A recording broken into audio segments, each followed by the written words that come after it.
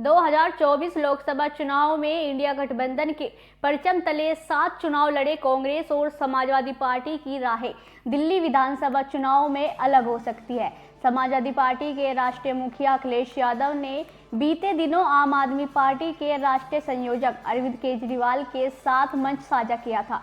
उसके बाद से ही क्यास लग रहे थे कि अब सपा प्रवक्ता फखरुल हसन चांद ने स्थिति स्पष्ट कर दी।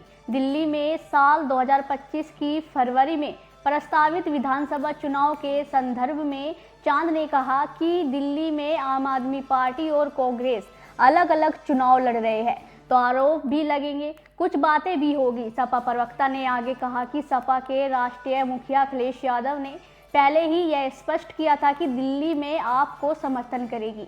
कुछ बातें इंडिया गठबंधन के नेतृत्व को लेकर हो सकती है, कुछ मतभेद भी हो सकते हैं, लेकिन सपा चाहती है कि इंडिया अलायंस मजबूत रहे। राष्ट्रीय स्तर पर सपा भारतीय जनता पार्टी को हराने के लिए सबको साथ लेकर चलने में भरोसा रखती है। बता दें कि नवंबर 2024 में यूपी में विधानसभा की 9 सीटों पर संपन्न हुए उपचुनाव में भी सपा सभी सीटों पर चुनाव लड़ी थी। इतना ही नहीं, कांग्रेस ने आगामी मिल्कीपुर उपचुनाव में भी मैदान में उतरने से मना कर दिया था। हालांकि यूपी कांग्रेस पार्टी इकाई के मुखिया अजय राय और प्रभारी अवनीश पांडे लगातार यह बात दोहरा रहे हैं कि साल 2027 का विधानसभा चुनाव सपा के साथ लड़ेगी। सपा की ओर से भी यूपी में कांग्रेस संग रिश्ते तोड़ने को लेकर कोई आधिकारिक बयान नहीं आया।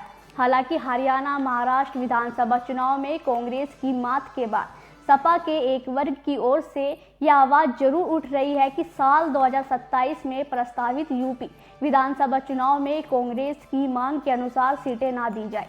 उधर कांग्रेस की प्लानिंग है कि वह राज्य इकाई की नई कमेटियां और समितियां बनाने के बाद कम से कम 150 सीटों पर अपने प्रभारियों की नियुक्ति कर देगी। दावा है कि बाद में इन्हीं प्रभारियों को प्रत्याशी बनाया जाएगा।